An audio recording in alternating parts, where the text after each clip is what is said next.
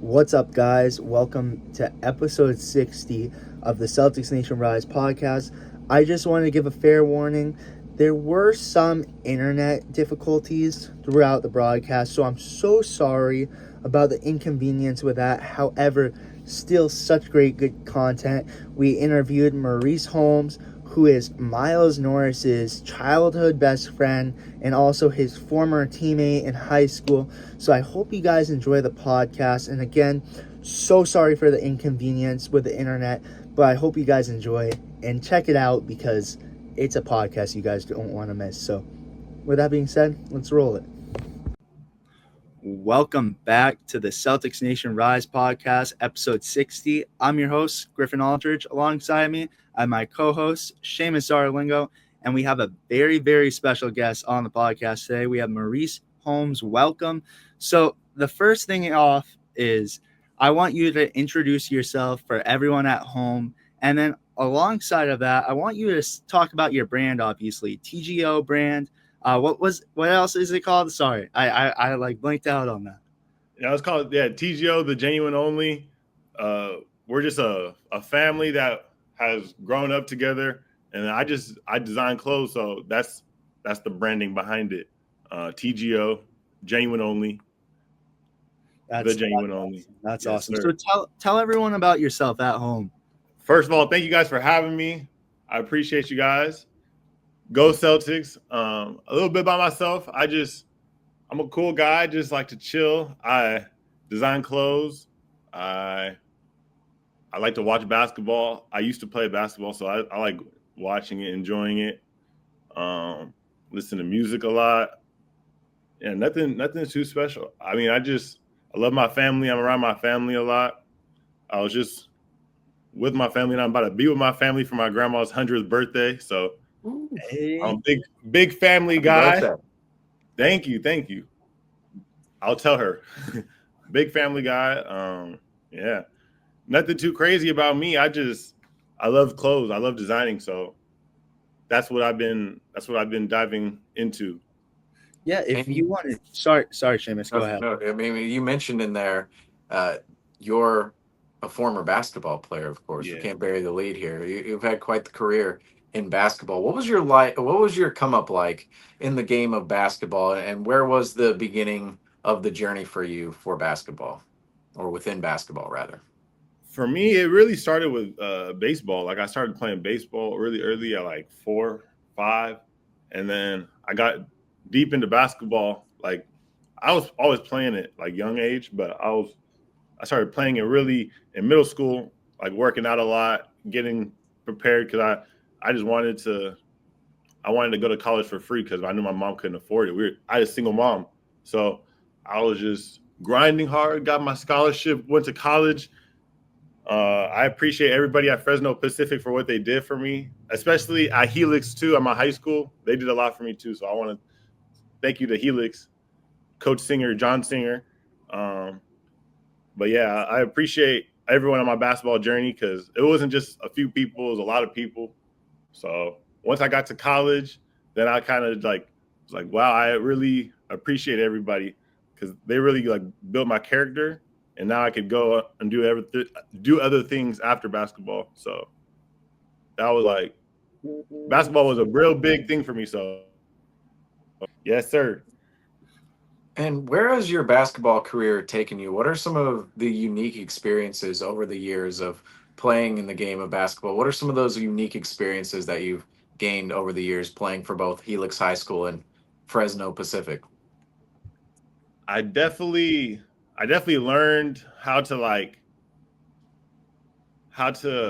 function in a team, how to function with a team because like life isn't really about, I mean, some people are introverts and that's cool, but like you're always gonna have to work with people. Like we're on earth. So basketball really taught me how to learn to be a leader, how to learn to not be a follower. Yeah, it's kind of deep. Basketball like is deeper than it. It's not really just like shooting basketballs in a hoop. I mean, that's definitely like that's like the outside thinks, but there's a lot of things that goes into having a long career. So yeah, basketball did a lot for me. I learned a lot about team and being a leader. There are a lot of life parallels to the game of basketball. Like people Yes. just see it as a bouncing ball and people putting the ball in the hoop, but there are a lot of life parallels that can Oh, be used in other areas of the universe. But specifically talking about the game of basketball, you played at Helix High School alongside Miles Norris, of course, who's currently up there. It is the Helix High School and Yes, sir. Fresno Pacific University. What did your career look like at both Helix High School and Fresno Pacific, and what was the experience of playing the game of basketball, specifically high school basketball, in the state of California? It was cool. And California is pretty competitive. Not as in San Diego's kind of competitive, but not as competitive as LA. But my club team, West Coast Elite, or Earl Watson Elite, as some people know, was based out of LA. So I got to compete at a high level at a young age with like Lamont Butler. I don't know if you know Lamont Butler. A lot of guys, Nico Mannion, like these guys were in practice. So like Josh Green. So I really learned from other people, learned from other people's work ethic, learned from their attention to detail. A lot of coaches too that I learned from. So yeah, playing in California is like I think it used to be New York, but I think now it's California. I think California is the mecca. I mean, some people are not going to like that, but I think it's just the truth. It's like all the NBA is from California. It's crazy. no, totally. And can I add on to that too? I wanted to say, so I'm from Maine, obviously, and like we have Cooper Flag here, and Yeah. that's then it's like, all right, who else do we have? And obviously it's the competition ever since Cooper Flag it's getting better, but I'm gonna throw this picture up too. So you've known Miles your whole life. And I have to say this, the competition must have just been intense because obviously it's not like Maine where you're facing like one or two guys that are good. It's all great competition. Yeah. I mean, yeah, growing up with dang right there. You're going up with Miles, and not just Miles, but Trey, Tayshawn, Ray right there in the picture. Boogie, a lot of my friends, like we always like, I don't know, like we always were competitive, not just with basketball, but like it definitely helped me like start designing clothes because I was just like trying to find more for myself. And like me and Miles have always loved clothes, not just Miles, but all of my friends. Like even in elementary school, I used to wear Diamond Supply, all that. I was into all the designer stuff as a kid. So that's kind of how I got into designing. But yeah, for sure, like we all like learned from each other and we all made each other go harder. Yeah, no, totally. Well, I also have to ask this too, like, and you already mentioned it, how just the competitiveness and, just always, and Seamus and I want to talk about this. So obviously growing up and how you have like Thanksgiving and you have like the get-togethers when you guys all meet up and probably play basketball. I'm telling you, and I see in this picture too, you're pretty, how tall are you? How tall are you? I gotta say that. 5, 6. I'm like 6'5", 6'6", 6'5.5" is without shoes. Miles is like a lot taller than me. All of my friends are taller than me. I'm like mediocre compared to all my friends. So I asked this though. How competitive are those pickup games? How competitive are those? Obviously. oh, they were for sure. Like dang, as kids, yeah, we used to go crazy. Uh, dang, the crazy California though, it's like I know the East Coast and man, you guys probably have more outdoor courts. We have outdoor courts, but like I don't know, no one plays on them for real. So I wish like at like get-togethers and stuff we would do that, but mostly like when we would go play at San Diego State and stuff. That's where we used to go to called the Jam Center. We used to go there in high school, be there at like 1 a.m., play like 3-on-3. Yeah, we crazy. Well, I have to ask this too. Like, I tell you what. See, when I grew up, obviously, like there wasn't a lot to do, so that's sick. You guys just at 1 a.m. would go out and play basketball. Was that like the daily routine? Would you guys play other sports too?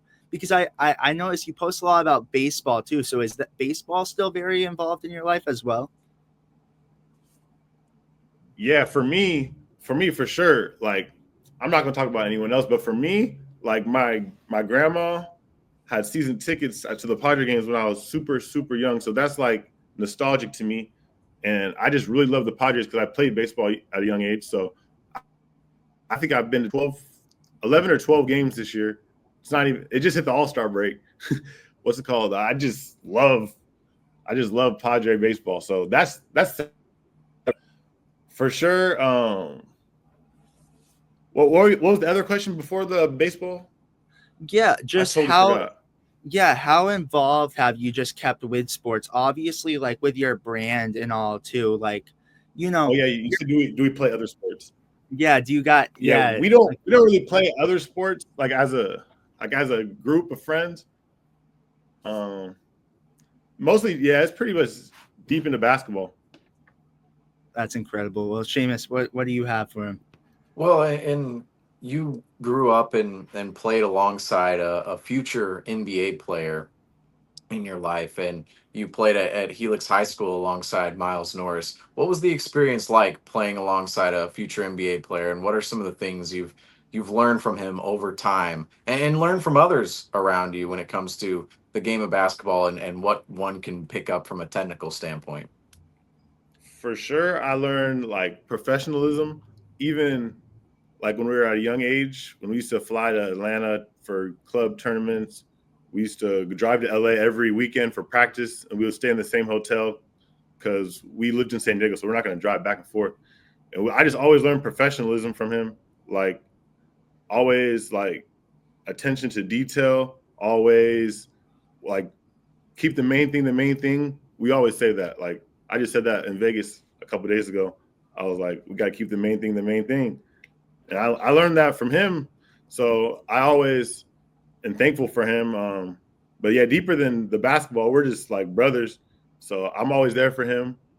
He knows that. Um, he, he's always there for me. So it's just like a brotherhood. It's like a real deep brotherhood with And everybody. And was it a little bit of a when you guys were growing up together, right, and playing basketball, and obviously had many other teammates? Did you guys talk about going to the league? Are you surprised to see him in the league today, or did you guys kind of know there's a chance one of us could end up in the NBA one day?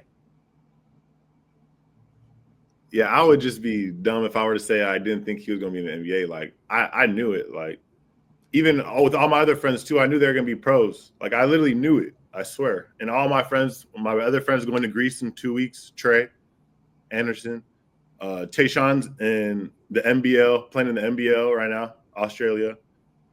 Like I literally knew it. Like Boogie's on the Suns summer league right now. Uh, yeah, I always knew it. They're just super talented guys. Like you could just tell. And then the work ethic is just added on. But they're super talented guys.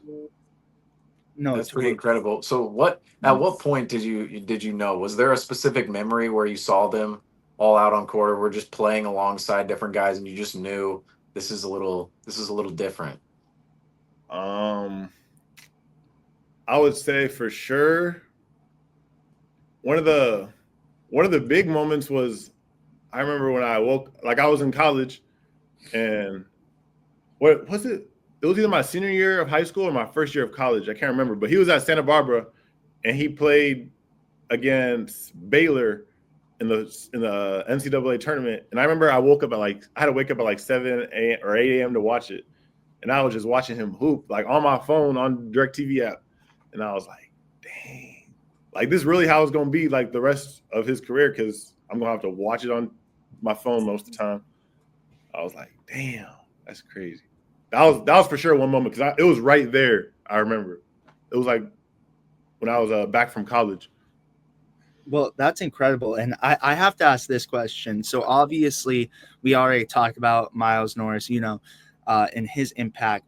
But my question is too, like obviously he's played for the college city parks.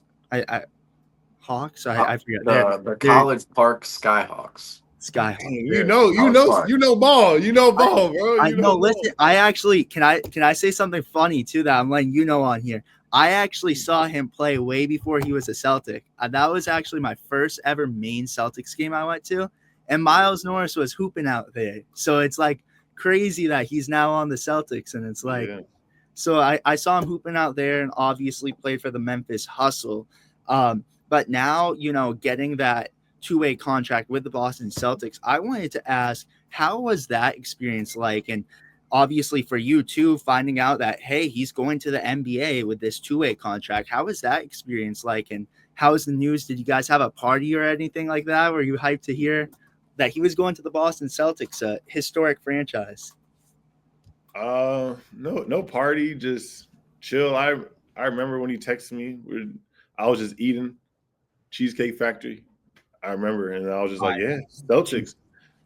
I was like, go Celtics, because I really grew up a Lakers fan, but I mean, I'm a Celtics fan right now. People be trying to some of my friends think I'm weird. I'm like, what do you think I'm going to not support? What? Like, that sounds stupid. So all your friends are Lakers fans then? Basically, yeah. I mean, some weird people are Clipper fans, but most of my friends are Laker fans for sure. Now, if I'm not mistaken, did you grow up in La Mesa, California? La Mesa, yes, sir. Right. So La Mesa, that's not too far from Los Angeles, is it? How far away is it? It's like 2 hours. But there's so no. You're down near San Diego, though, right? Yeah, there's no. Yeah, it's in San Diego. It's like in the heart of San Diego. Right. It's not too far from the beach in downtown and stuff. So no Clippers love down there. No Clippers love. No, there's a lot of Clippers love. I'm not gonna lie, especially the people that try to be different. You don't want to be a Clipper fan. Well, if you're in the area, see, across the country, there's a lot more sympathy towards the Clippers when you hate the Lakers, right? Love-hate relationship. Everyone hates the Lakers, so it makes it easy to love the Clippers. But when you live in the area, it's different because it's a hometown team. Yeah, it's a little different. So, as you can attest to. And a question I want to add on to that then is, how easy was it for you to become obviously a Celtics fan? Was it like right away, or you're like, oh, the Celtics, because you're Lakers, Lakers? No, it was super easy. So you already embraced. I'm not even because deep down I'm not like a super sports person. Like, you know how most sport people, they hate the rivalry, they hate the rival team. I mean, I'm not like that. The Dodgers, I'm a big Padre fan, but they just I don't like them, but they don't disgust me. I don't know. That's just me though. I'm more of a creative person. That's probably why. That's totally fair. And I love the Celtics. I literally love everything about, and I love Peyton Pritchard way before the Celtics because he was on Oregon. So yeah, I love, and I just met Jordan Walsh. I love Jordan Walsh. Great dude.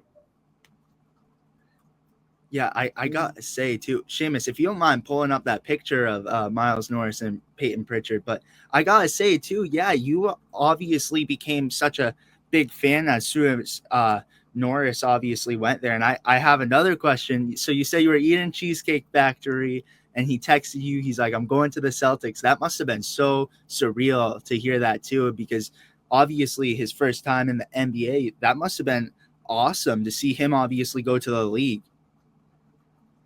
Yeah, for sure. I was just, I'm always happy for him. Always happy for my people when they get good things, when they accomplish things.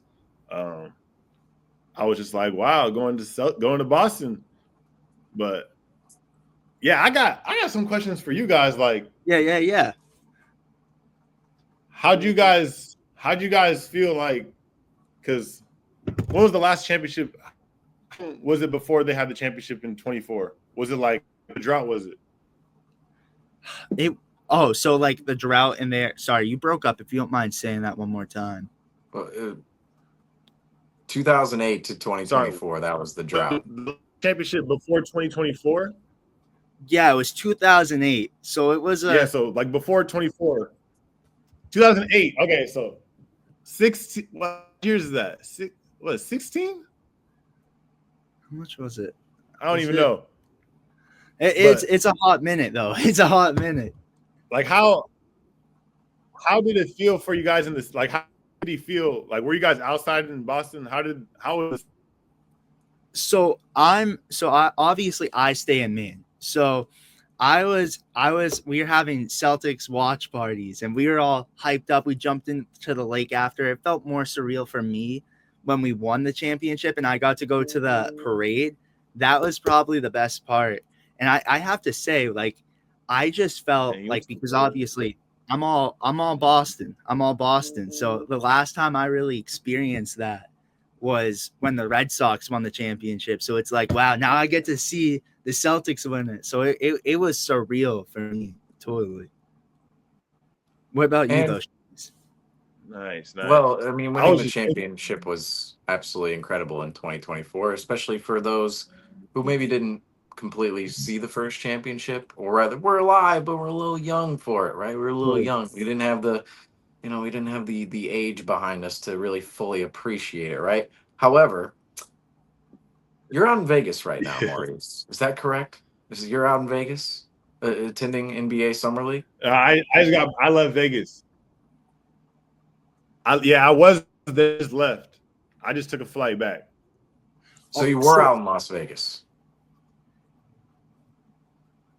Yeah, I was out there for a minute. I was out there for like 5 days.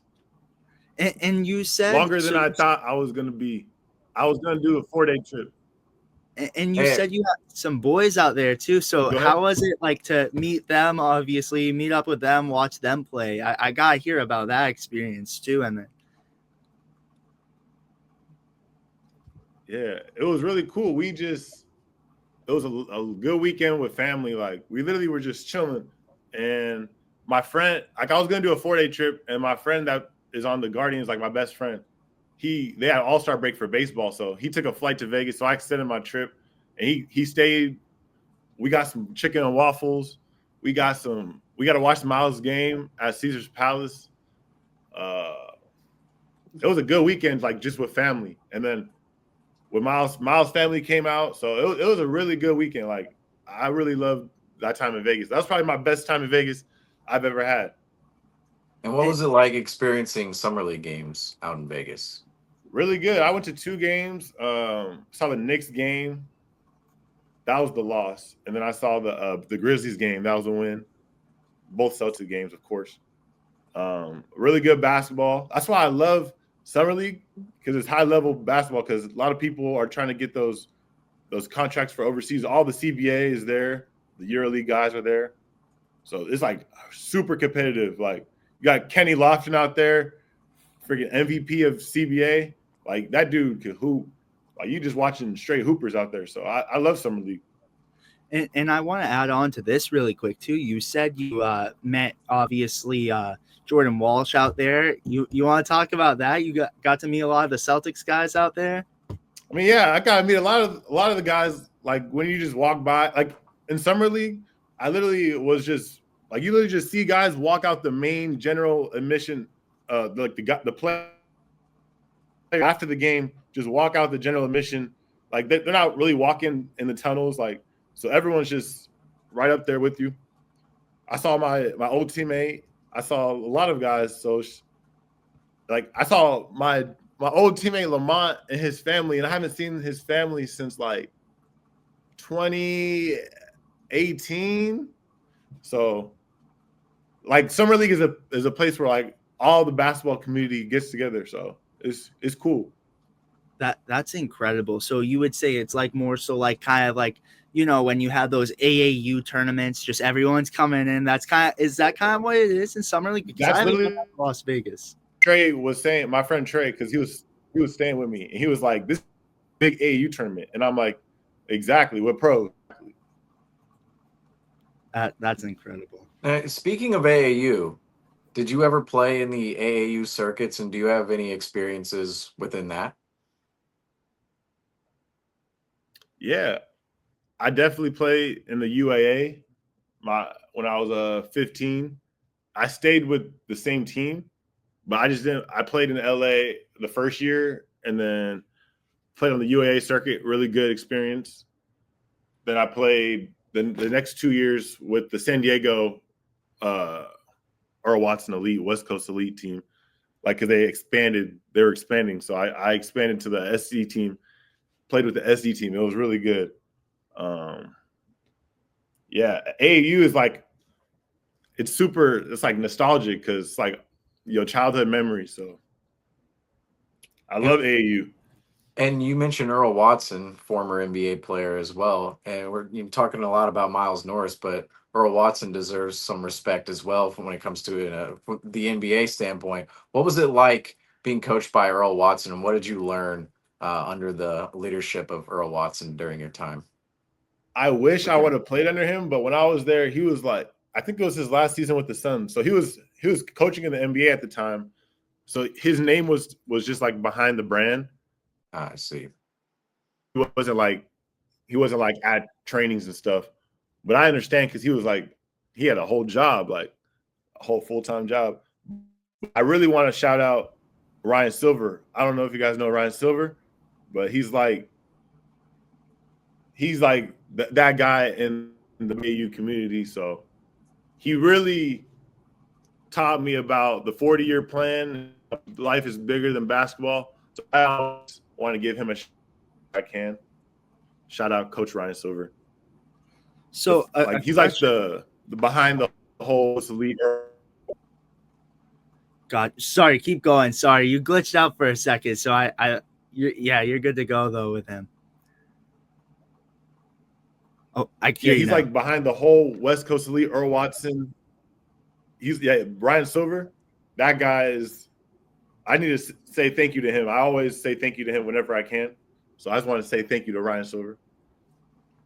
Oh, totally. And I have a question, honestly, going kind of piggybacking off of that now too. Would you say, obviously, we talked a lot about you playing with Miles, growing up in such a competitive community, obviously, like, and you talked about so many guys who've made it in other leagues, and you also just shouted out someone who played for the Guardians as well. How many other friends do you have that are playing in different sports? Like, is it just basketball and obviously basketball and baseball, or is it other avenues as well? Would you say you're just in a huge athletic friend group? Because again, you play for Fresno, so you know what it means to compete at a high level. Like, you're out there balling as well, and with the brand, like I gotta say, I gotta get me some of that gear. It's incredible. I know I saw some with Miles Norris in it, and I've seen you wear it. Like, it's heat. You guys gotta go check it out. You gotta check it out. Thank you, man. Thank you. Yeah. The whole sport thing is definitely like a lot of my friends do sports. So yeah, my friend Alonzo, my friend Miles, my friend Trey, Tayshawn, they all play pros, but not too much other sports. I do got a lot of other friends that do other things though. Like, shout out my friend Trill Bands. He DJs and he produces music. He got a song produced by he produced a song that Lil Durk put on his album, Computer Murderers. I got a lot of that do like big things, so I always shout them out whenever I can. That's incredible. Well, Seamus, do you have anything along those lines too? Well, I want to rope the conversation back to Summer League in Las Vegas. Being around Miles Norris out in Las Vegas and seeing the experiences on court he's been able to gain out there, have you heard any stories about the intensity of Summer League, or just any stories about Summer League in general on court?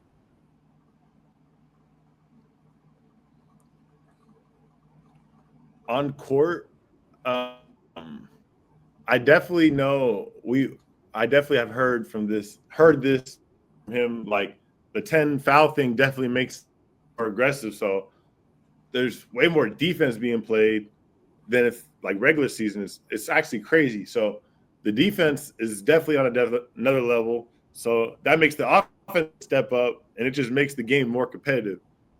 So if the NBA I don't know. I know Adam Silver's not listening to me right now, but I would up the foul count in the regular season. That's what I would do. It would make the fans appreciate the game because that's all fans talk about now. Oh, there's no defense. Like no one plays defense, and give them an extra foul. Then people gonna play harder on defense. Yeah, that's why I like summer league because there's way more intensity. That was a conversation and debate we had on here a couple post games ago. It was about should the NBA consider maybe, and this was kind of in the line of conversation of are there too many fouls at summer league? Should the NBA actually increase the foul count during the regular season? Because 10 fouls seems a little excessive, but no, 10's no, you're exactly right. 10's crazy. I'm not saying 10. I think like 7 or 8 would be cool. Yeah, I agree with your point though, because I do feel as if the foul count was a little heightened that, or rather increased, we'd see a little bit more defense in the NBA. It'd be a little bit more aggressive out there. Yeah. Like that's and I'm glad you brought that up because that was the first thing. Now the foul count is a thing every single year, but this year in particular, the thing that jumped out immediately was, oh, we got 8 fouls for this player and 7 fouls for this player, and everybody's racking up the foul counts. And I'm kind of sitting there going, but this kind of encourages aggressive defense. I wonder if the league should actually look into maybe increasing it. But the other end of the conversation is, too many free throws, too many stoppages. These games, summer league games, they're 8 minutes shorter than a normal NBA game. They're 40 minutes. A normal NBA game is 48 minutes. Yeah. And yet they're still the same amount of time as an NBA game because of the foul count. So I wonder, is that going to be a turnoff to people or no? Or is the NBA even going to do anything about this? Because think about it, college. In college, you're only allowed a certain amount of fouls. You're allowed 5 fouls in college, and then in the NBA, you're allowed 6. So it's like they're already making the foul count go up as players enter the NBA. But it's very interesting that you brought that up specifically because that is kind of a tangent that I think the NBA should consider. The foul thing, I definitely think it's smaller pool of players that are actually baiting these guys into. I mean, it does seem like guys are going to the free throw line more, but I think it's a few guys that are just really baiting you when they get into the lane, like SGA, Harden. There's only like a few guys that can get 15 free throws a game. So I don't think the free throws too much, but that's cool talking about rule changes. It's just fun. But I do want to talk about how good Derek White and Jordan Walsh are. Those are like my 2 favorite Celtics. You guys think their game is? Because I think their game is great. I love watching Derek White and Jordan Walsh. Have you ever been able to talk to Derek White? Have you ever sparked up a conversation with him? Because I tell you what, I think you got to come to Boston because Miles will probably introduce you to the whole team and everyone. You can meet Brown and everyone because we've been talking about the Jaylen Brown pop-ups. You can meet everyone there. Have you been able to speak to them? I haven't met them. No, I haven't met them, but yeah, they definitely see guys. I definitely see pop-ups. Those things look cool. Those things look hard. We were talking a lot about that. So, and everything that he does. Oh, sorry. You keep going. Sorry, you cut out for a second. No, go ahead. Sorry, it started lagging, so I didn't hear you were talking. Yeah, no, you're all good. Yeah, go ahead. Obviously, and going back to your brand again, would you say you would use some of Jaylen Brown's inspiration? Maybe do some pop-ups down in San Diego?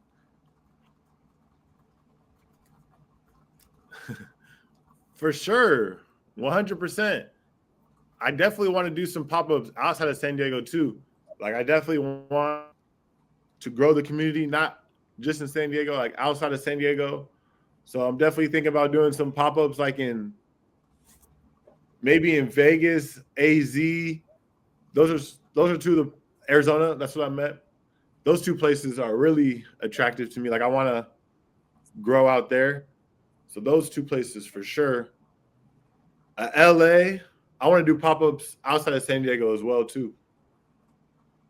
Yeah, I tell you I've what, done one in San Diego, just one.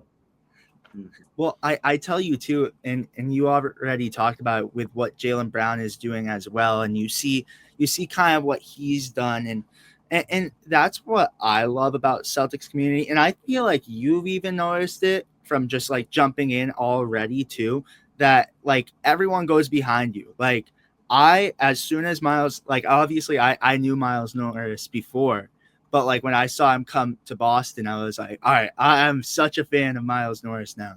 And it shows you like Jaylen Brown doing stuff in the community with his brand and just going out there and meeting up with everyone. And it just really shows you how like when you're part of Celtics community, we like are all over you. We're like, yeah, come on, we're a big fan of you. So Yeah. that's one thing that sticks out to me for sure. Yeah, I'm happy that you talking about Jaylen Brown right now because I really like his business mindset because most guys are just like, yeah, let's sign the deal with Nike.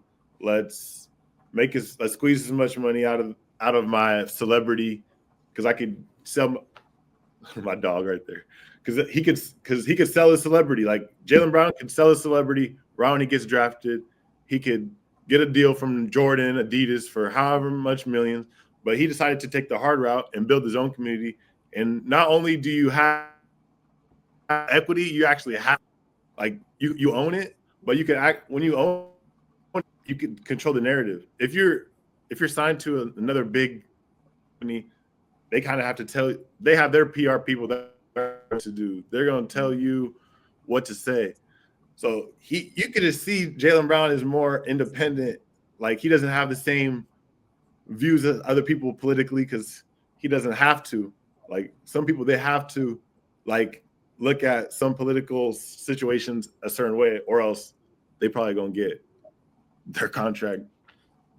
Well, totally. And I want to ask a question before Seamus goes too, just with your own brand. Was that kind of inspiration with making your own brand because it's your way, you get to control it, and obviously stuff like along those lines. Would you say that's a big reason why you started it too, and you get your own creative mindset? Because we obviously talk about a lot too with the podcast about it's our way, not having to do anything. Would you say that's kind of a reason why you started your brand as well? 100%.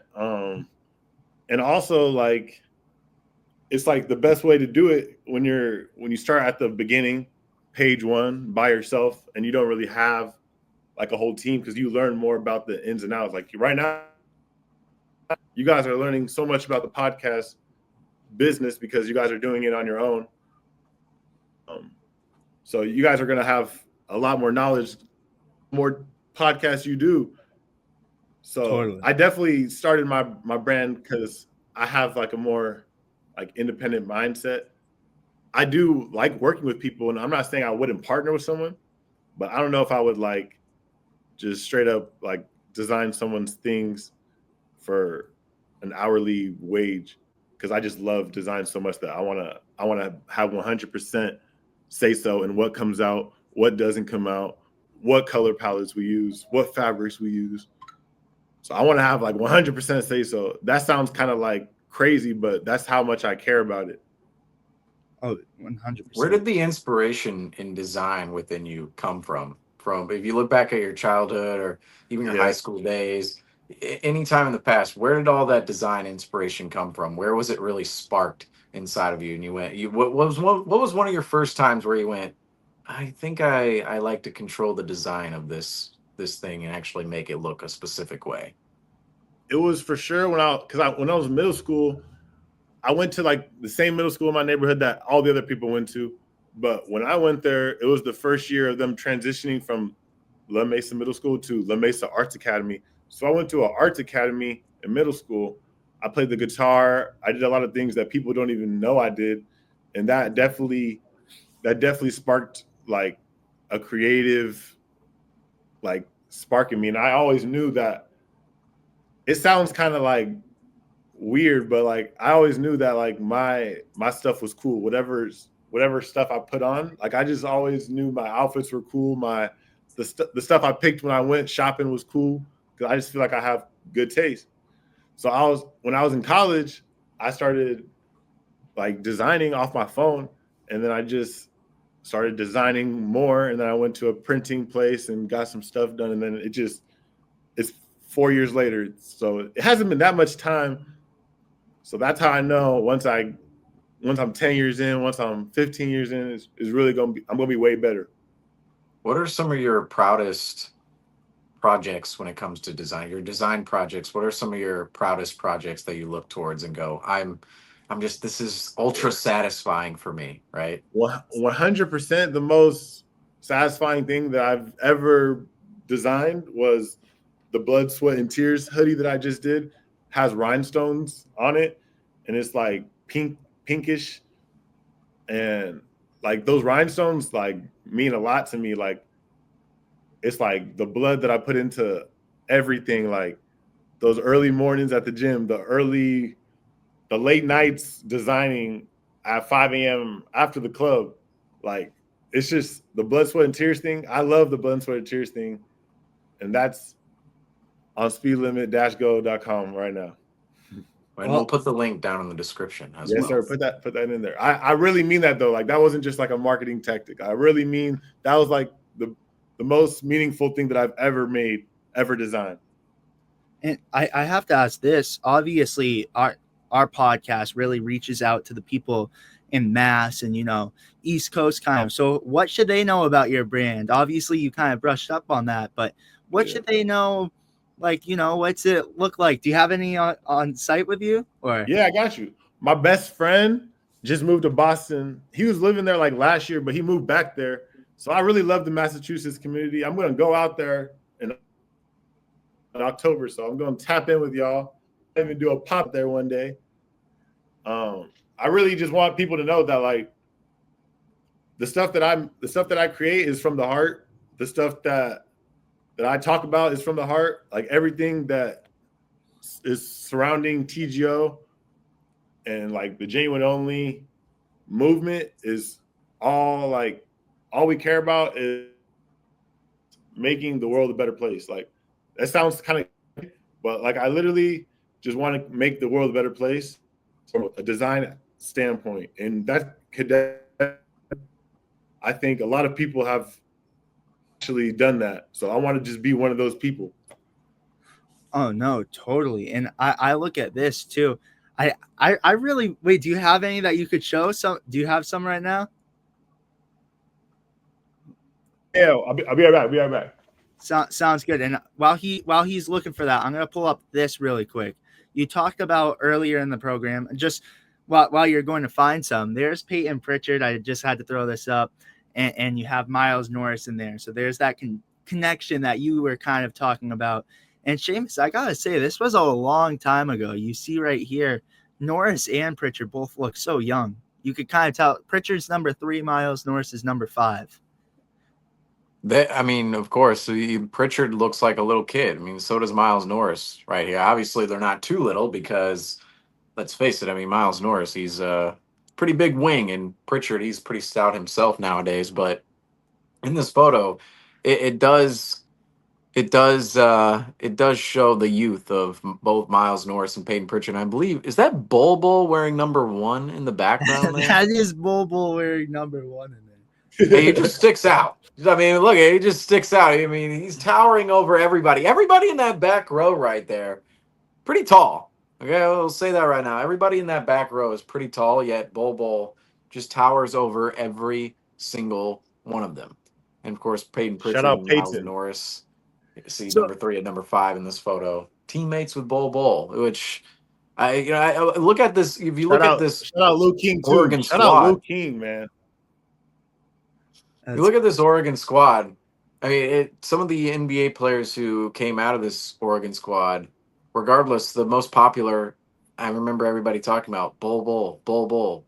But it's just a reminder that even though there's one player everybody talks about on a basketball team, there's plenty of talent on teams out there, especially at the college ranks, that can really do something in the league one day or even do something overseas. People forget about how great basketball can be overseas. But this Oregon picture right here is just a perfect example of that. But Okay. anyway, sounds like we got you back here, Maurice. Well, may I ask one Yes, question sir. regarding that picture, and then we gotta see it. We gotta see the merch, obviously. But my question is, so you're big on Pritchard. Have you ever like shared any conversations with him, or you just obviously see him dominating on the court?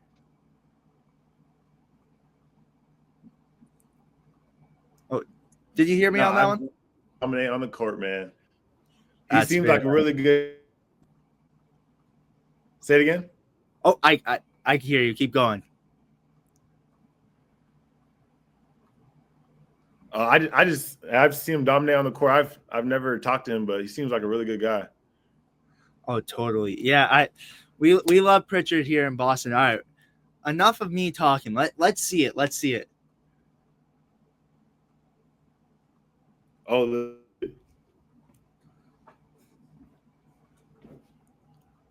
so we got the nice little rhinestones. Where's the camera at?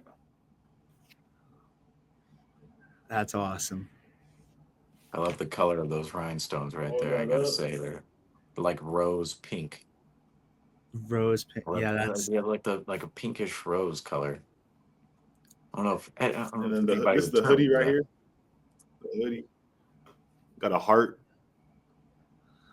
yeah, that's what you have on your profile picture too. So I'm leaving all your links down in the description too. And I wanna while you're showing this off too, I'm gonna go find another picture to pull up as well.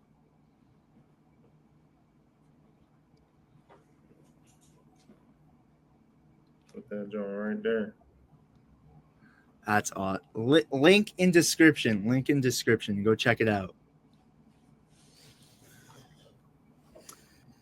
Of course. Wait, so Griffin, you're pulling up a photo right now? Is that what you're doing? I'm gonna find it. If you want to ask him another question while I go Well, of find it. course. But I was going to say, we were talking about the design aspect of your life, but you've come from a lot of basketball. I mean, you've played a lot of basketball in the past, right? And obviously you've played with Miles Norris, but in terms of yourself as a player, right? We know a little bit about Miles Norris, but yourself as a player, Maurice, what type of player were you in basketball, and how did you play the game of basketball?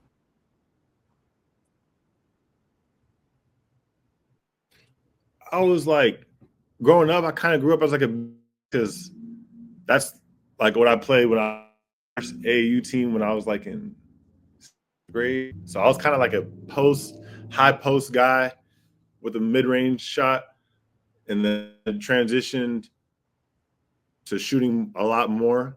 And then by the time I got to my sophomore year of high school, I was really putting up like 5, 6, 7, 3 a game. So I was shooting more. And then all the way into college, I was always a shooter. And how was the transition like for you going into college from high school basketball? What were some of the challenges associated with playing college basketball compared to playing high school basketball? It's just a lot more. Just the guys are a lot bigger. Guys are a lot more athletic. Guys are a lot smarter. So everything is just on another level for sure. There's more scouting. There's more scout. There's more. So guys kind of know what you're gonna do. Yeah, it's just a little more of that. That's pretty much what it is. And tell us a little bit about you. Obviously, you were there at high school at Helix High School with Miles Norris. Tell us a little bit about Miles Norris, the player. Now, he wasn't necessarily in the spotlight during his come up to the NBA and hasn't been a Celtic for too very long. And considering that, what kind of player is Miles Norris from what you've seen in the past from him and playing alongside him? He's just a super athletic and super good at like. Well, of course he could shoot the ball, but he's super good at finding his spots. Now he's turned into a really good spot-up shooter. Like you didn't really see that too much when he was in high school and in college. Now he's he's really finding his spots and getting to the spot-up three a lot. Really good. Always been a high motor guy. So defense, he's always been good at defense. Now he's trying to get better at guarding wing guys. The more he could do that, then Joe will really want him on the floor if he could guard 2 through 5 or 2 through 4. Yeah, he's just a super athletic, hungry, can shoot it. So he's really well-rounded. So they love him out in Boston. We do. And I got to throw up this one. This is one of your shirts right there, correct? Yep. Yes, sir. And then I got to throw up this one. I love the beanies, I got to say. I love the beanies, but there's you and Miles, obviously. And I want to ask this question, too, continuing talking about, like, you growing up with him. I want to ask, are there any funny moments that you guys had, like, back, growing up, if you wanted to share some good times with Miles Norris? Some good times, man. Yeah, a lot of good times. What's good? Growing up, man. I always remember this. Like, there's this one picture. I think it's on my Instagram. It's like at USD, University of San Diego. Let me go look. After we won the city champion, not the city. What is the city? It's called the CIF championship. We won the championship. There's a picture of Miles hugging me. And then that night was just crazy. We had a good night because the game after, our friend played. He won the championship. Then we had a good night all together. We woke up, had breakfast. Miles' mom made us breakfast. That's probably one of my best memories because I was like 15, like super young, super naive to like the world. I didn't know anything. So like those childhood memories are like the best because that was like almost 9 years ago. About to turn 24. And it feels like it was yesterday. I'm looking up in the sky like it was yesterday. Well, that's incredible. And I gotta say it's the fun memories too. And so obviously, again, you brushed up on it earlier, and I kind of want to go back on it. So was it awesome though when your friends started making it, because obviously you guys all played together when you grew up, and now seeing them all be up there and you being so successful with your brand, does it look insane to kind of look back and be like, wow, that was just all fun and games? Now it's serious. It's real life. Yeah. Sometimes I don't even think about it. It's kind of sad. Like sometimes I don't even think about it. Like I'm only thinking about it right now because I'm on your guys' podcast, and thank you guys for having me on. But like really every day I just be focused on the next thing, and sometimes that's not good. And that's why I was just talking to Trey because he's about to go to Greece, and we're in Vegas. We were staying in the same hotel,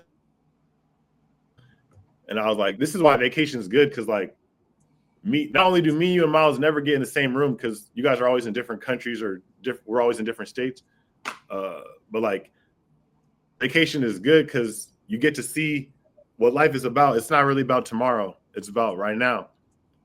Vacation is the only time I see that. Like right now, I'm not on vacation and I'm thinking about tomorrow. I'm thinking about the next Salam Alaikum shirt I'm gonna put out. I'm always thinking about tomorrow, and that's not really good. Like, because you don't think about tomorrow. You're not living in the moment. No, I gotta say, from our own perspective, that's kind of what we do with the podcast too. It's like it's just so busy because you always have to think of the next thing, for sure. Yeah. Well, what's Seamus, called in Maine? Yeah, is everybody a Celtic fan? Like, is it? I would say not really, not so much. Wait, what do you Really? mean by that? Like most of Maine is a Celtics fan, but it's like 95% of people. I would say so. Yeah, I'd say in so. Maine? In yeah, Maine? I would say 95.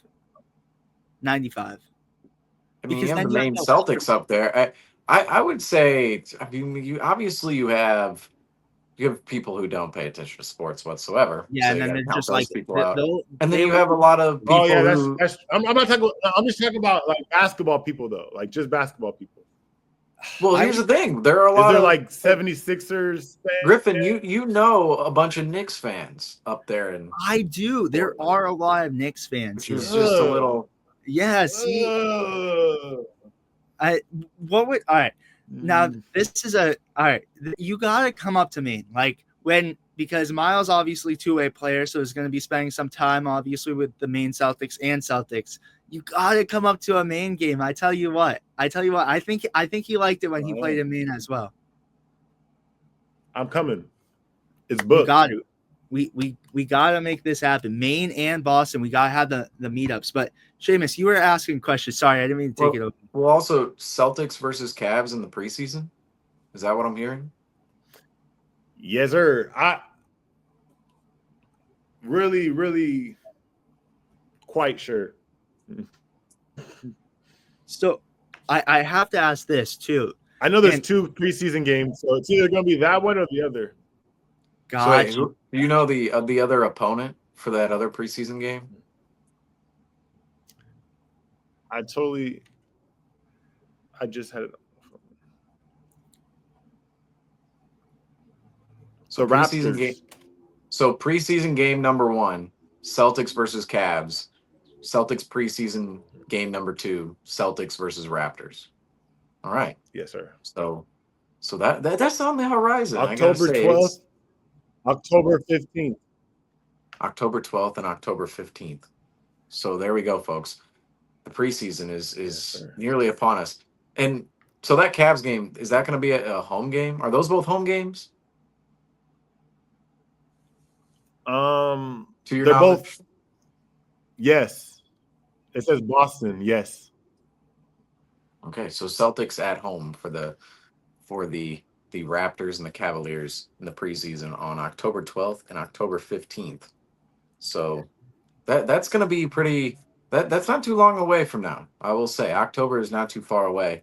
But the Celtic fandom in Boston, it is not. It is there's no comparable. I know over in Europe, right? People take soccer very insanely over there, but there's really no other fandom like the Celtics fandom. I'll say if you ever come up to Boston or Maine, I'm in St. 100%. Louis. I gotta say I'm in St. Louis, but I've made the trip to Boston once, and it was incredible how many people. Well, obviously for everybody who has their own brand in doing whatever within the Celtics community, it's like you're kind of like respected in a different light, right? It's like obviously if you have New York fans coming up or you have Philadelphia fans coming up or anywhere from anybody else who none of the Celtics nation knows, it's like you're not going to receive the same respect as if you have some level of connection to the Boston community, which in here it's like it's very it's at an abundance, the connections with the Boston community, and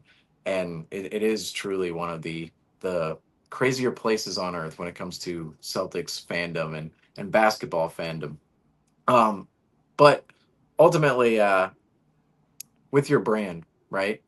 With your brand in its entirety, what are your future plans with your brand? How do you plan on scaling your brand and really making it and really innovating it to a level that you want to see it be at in time? I definitely am. Just, the only way I feel like, my opinion, the only way I feel like I can get to the scale and I can reach more people is by doing it like every day, organically. Gonna need people along the way too. So I'm not naive to.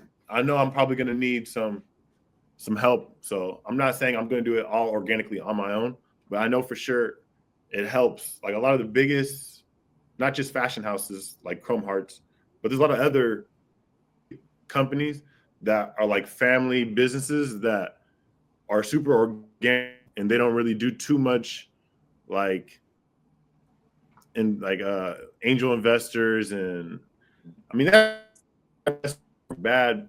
I mean are bad I definitely think that when you're at the beginning, a lot of organic stuff and hard work and like getting a community behind you, that's what I'm focused on right now. Well, I want to ask a question too, and we've already talked about it a lot. But when did you originally when did this idea come into mind? Obviously, like how old were you when you're like, I really want to have my own brand? When I was younger, I kind of always, because I didn't want to that's kind of how I feel now. Like, why would I buy? I buy clothes, but I'm not gonna buy something crazy when I could invest that into my own thing and make my own. Totally. Why would I make someone else's dream come true when I can make my kids' dream? I don't have kids yet, but I've always thought like I'm not trying to hustle for the first name. I'm trying to hustle on the back of my jersey because I want my off this. So that's kind of how my mindset's always. I have some people growing up that are like business people. So I learned from other people. It wasn't just, I'm not saying like I was born with this, but like I kind of learned from other people and then a little bit of what I've already known. So yeah. Well, I gotta say again, thank you so much for joining us. And I tell you what, when you're up in Boston or when you're up in Maine, you gotta hit me up and let me know. I gotta see you with that Miles Norris jersey. I still need a Miles Norris jersey. Like, what am I doing? I got a Miles Norris jersey. But matter of fact, I'm gonna bring you a Celtic jersey, and I need you both of y'all to sign my jersey because I need the Celtics Nation Rise autograph on my jersey. Yes. Well, Griffin, consider that the first time anyone has ever asked us for an autograph. Actually, I've had. I'm the first one. Let's go. I will say, for me, this is. I'm not trying to sound a little cocky, but I'm an intern for the Sea Dogs. So like, I'll have little kids come up. They try to get autographs from the players. You said an intern for the Seahawks? Sea Dogs. It's the Portland Sea Dogs. Sea Dogs. Yeah. So it's the minor league where I know you're probably like, man, what is he doing over here if he's for the Seahawks? I was like, Seahawks, that's crazy. No, but yeah, they're the minor league team for the Boston Red Sox. So that's why I'm kind of like, when you're saying San Diego Padres, I'm over here like, oh, that's fire. Yeah. No, that's fire. That's fire. Wait, Marcelo Mayer? Yeah. See, you even know. You know all of them. Yeah, that's tough. All right. See, you might be. I don't know them, but like we got mutual friends. Got you. We got mutual friends.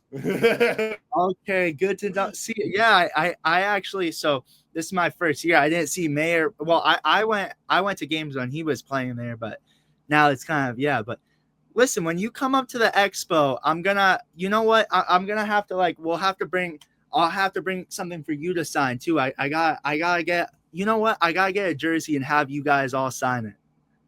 Gotta have the whole TGO family sign it. We got to.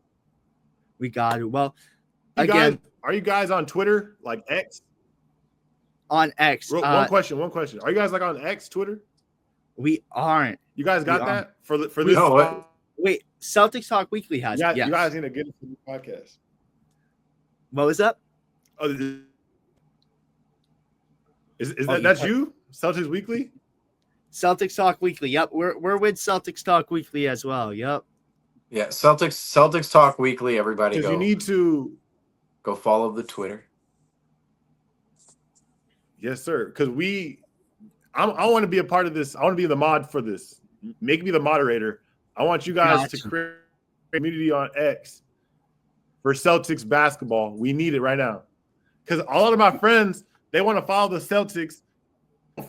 Like, they don't want to follow all the pages, but they on Twitter. So it's like a perfect avenue. Well, Celtics Talk Weekly. Celtics Talk Weekly. So let me know. YouTube, let me know when you guys set it up. Instagram, Twitter, X, and also Celtics Nation Rise on Instagram and YouTube, and Celtics.everyday on Instagram. We're trying X. We're trying X. But with that being said, again, thank you so much. And that's going to do it for the show, you guys. Thank you guys so much for watching. Make sure to like, subscribe, and turn on post notifications. And we will see you guys with the next one. Peace, guys.